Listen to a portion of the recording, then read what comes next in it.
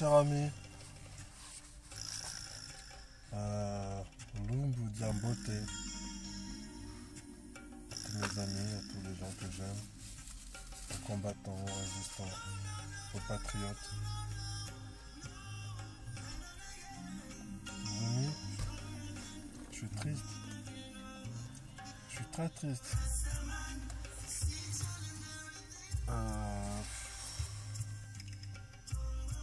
Comment exprimer ce que j'en sens? Je suis triste parce que je sais pas si je le verrai de mes yeux, l'aboutissement du combat qu'on est en train de mener, que beaucoup de nos frères mènent, que d'autres ont déjà commencé. Vous savez, je vais commencer ce point que je vais appeler l'amour noir. L'amour noir. C'est pas l'humour noir ni quelque chose de... C'est l'amour noir. L'amour de l'homme noir, de l'être noir, de l'histoire noire, de la culture noire. Voilà. L'amour de la culture noire. La négrophilie, voilà. Négrophilie. Il y a les négrophobes, il y a les islamophobes. Moi, je suis un négrophile. J'aime le noir. J'aime les noirs. Je suis noir, j'aime les miens. Voilà. Donc, je vais commencer par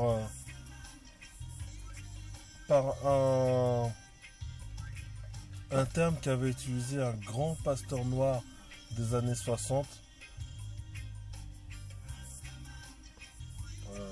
Martin Luther King, qui a été tué. Tous les gens qui font des choses bien, des visionnaires, sont tués. Petite parenthèse. Ils ont été tués dans les années 60. Remarquez bien que les années 60 ont été des années de grands bouleversements, de grands changements, de grandes luttes. Ça a été des années très sanguinaires, les années 60. C'était quoi? Guerre du Vietnam, le commencement, guerre d'Afghanistan, je crois. Et c'était aussi les indépendances, les années des indépendances africaines. La plupart des pays d'Afrique se sont libérés du joug occidental, de la pression occidentale pendant les années 60. Et le peuple noir des Amériques a obtenu chèrement par le sang ses droits fondamentaux, ses droits en tant qu'être humain, ses droits civiques comme ils disent, pendant ces années 60. Je ne sais pas comment expliquer ça, mais ces dates-là étaient... Enfin, il se passait quelque chose, spirituellement et physiquement. Alors, qu'est-ce que disait Martin Luther King? Il disait, ce que je crains le plus, ce n'est pas la méchanceté des méchants. Ce qui me fait le plus peur, c'est le silence des hommes de bien. C'est lourd de sens. C'est éloquent, ça parle quoi. Ça veut dire ce que ça veut dire, on n'a plus besoin de rien dire.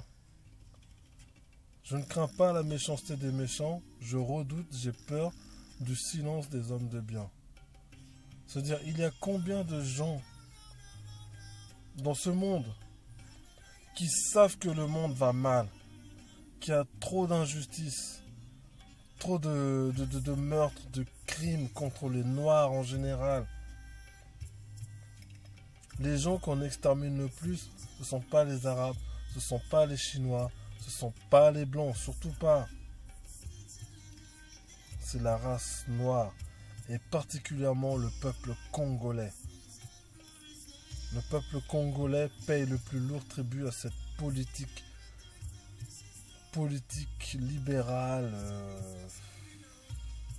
capitaliste, moderne. Voilà, c'est un génocide de plus de... Alors, officiellement, jusqu'à maintenant, il y a eu 6 millions de morts en 10 ans. Mais très sérieusement, il y a plus de 10 millions de morts dans ces dizaines d'années. 10 millions de morts au Congo. On paye cher. Vous savez, le téléphone portable avec lequel je suis en train d'enregistrer ce message, il y a du coltan dedans. Le coltan ou le coltan, c'est une pierre spéciale qui est un composant essentiel à nos nouveaux téléphones modernes qui permet, je sais pas, une meilleure conductivité des ondes, qui permet quelque chose en tout cas que l'on ne peut pas faire autrement, sinon le téléphone ça peut pas marcher. Et le coltan, on le trouve à plus de 85% uniquement au Congo. Vous savez, de tout temps, c'est une petite parenthèse, hein, mais de tout temps, l'or a créé des guerres, des crimes. Tout ce qui a une valeur attire la convoitise.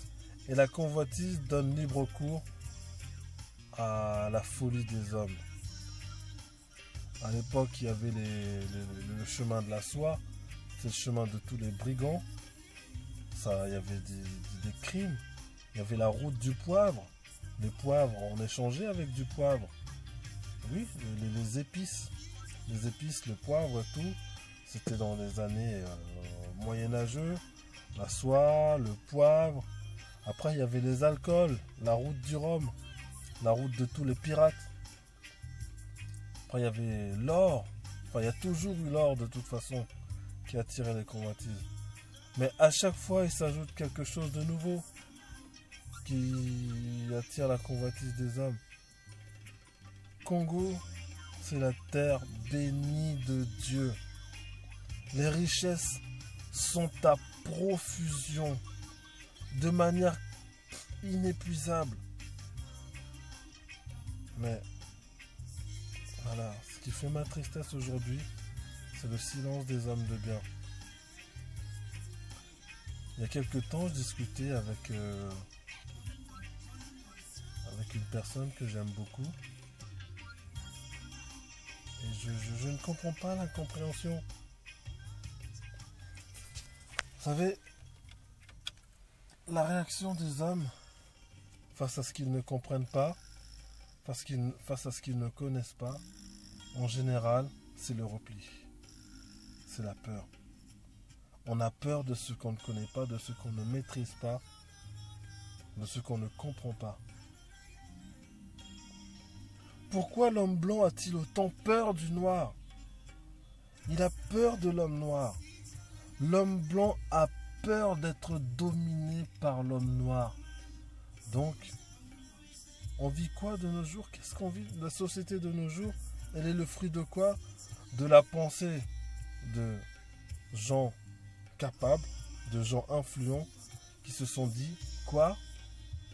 Il ne faut absolument pas que la race blanche soit dominée par la race noire. Donc, la meilleure défense, c'est l'attaque.